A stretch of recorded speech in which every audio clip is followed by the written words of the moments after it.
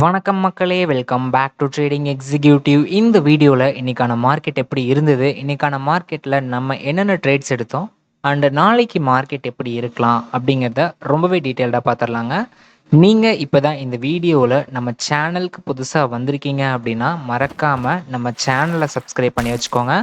நம்ம சேனலில் stock market பற்றின முக்கியமாக ட்ரேடிங் பற்றின A to Z எல்லா விஷயங்களையுமே நம்ம அப்லோட் பண்ணிருக்கோங்க.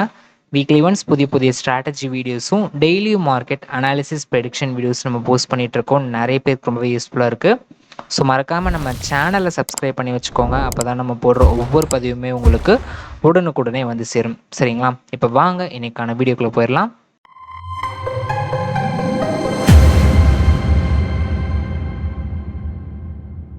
இன்னைக்கான மார்க்கெட் பார்த்தோம் அப்படின்னா சின்னதாக ஒரு கேப் அப்பில் ஓப்பன் ஆனிச்சு. கேப் அப்பில் ஓப்பன் ஆகிட்டு ஃபஸ்ட்டு ஒரு 11 மணி வரைக்குமே நல்ல ஒரு அப் ட்ரெண்டில் மேலே வந்துச்சுங்க. அதுக்கப்புறம் பார்த்தோம் அப்படின்னா நல்ல ஒரு ப்ராஃபிட் புக்கிங் நடந்திருக்கு. இந்த இடத்துல பார்த்தோம் அப்படின்னா எக்ஸாக்டாக நல்ல ஒரு சிவியரான செல்லிங் நடந்திருக்கு. அதுக்கப்புறம் ஒரு கம்ப்ளீட்டான ஒரு ரேஞ்சுக்குள்ளே தான் இருந்துச்சு நம்ம நிஃப்டி. இன்னைக்கான மார்க்கெட்டில் நம்ம எங்கே ட்ரேட் எடுத்தோம் அப்படின்னா ஃபஸ்ட்டு ட்ரேட் வந்து டவுன் சைடு எடுத்தோம். டவுன் சைடு எடுத்து நமக்கு வித்தின் ஃபியூ மினிட்ஸில் நமக்கு தெரிஞ்சிருச்சு புல்ஸ் கிட்ட தான் பவர் இருக்குது அப்படின்ட்டு. ஸோ அந்த இடத்துல சின்னதாக நம்ம 2 பாயிண்ட்ஸ் ப்ராஃபிட் புக் பண்ணிவிட்டு அதுக்கப்புறம் திருப்பி உடனே அப்சைட் ட்ரேட் எடுத்துட்டோம். எக்ஸாக்டாக இந்த கேண்டில் நம்ம வந்து எடுத்தோம்.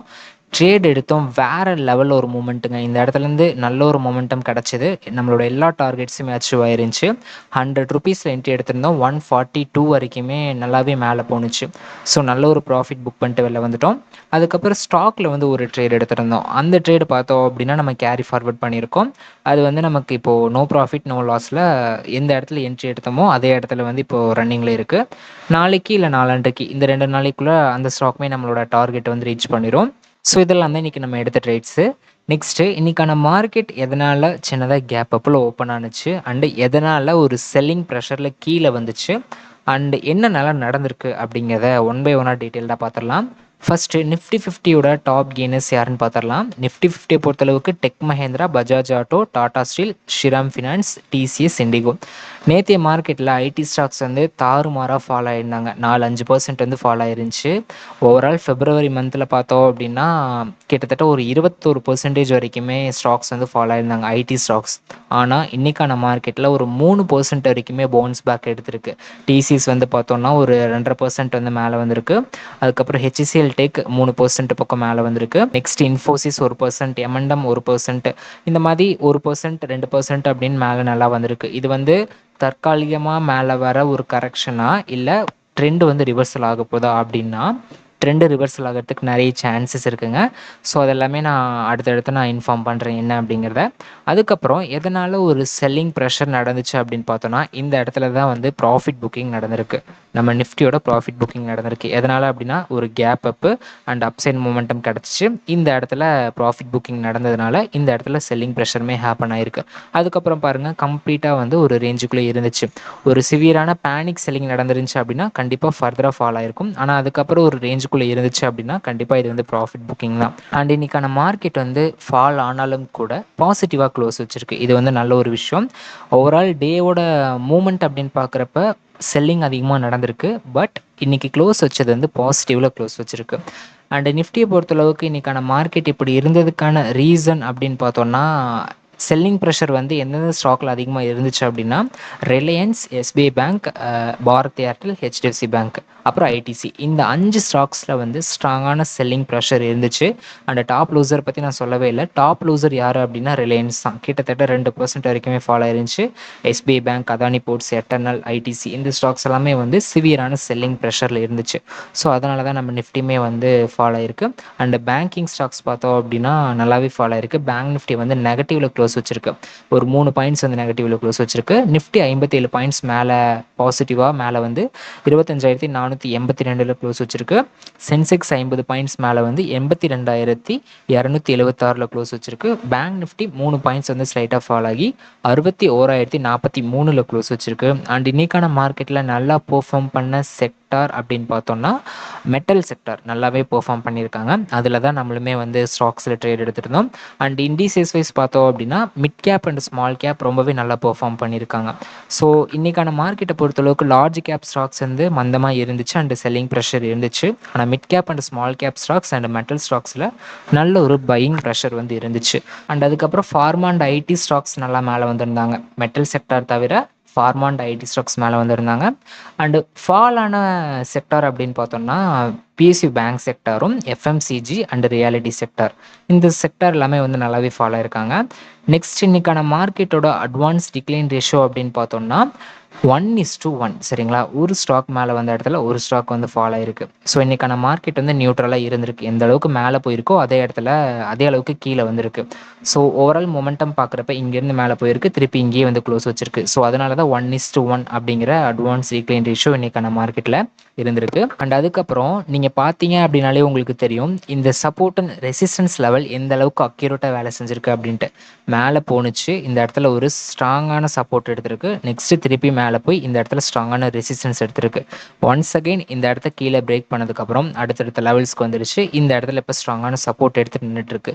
ஸோ இந்த லெவல்ஸ் வந்து நான் சேஞ்ச் பண்ணவே இல்லை. நேற்று வீடியோவில் நான் என்ன வச்சிருந்தேனோ அதே தான் இருக்குது. செக் பண்ணி பாருங்கள். நேற்று வீடியோ பார்த்துருந்த எல்லாருக்குமே தெரிஞ்சிருக்கும்.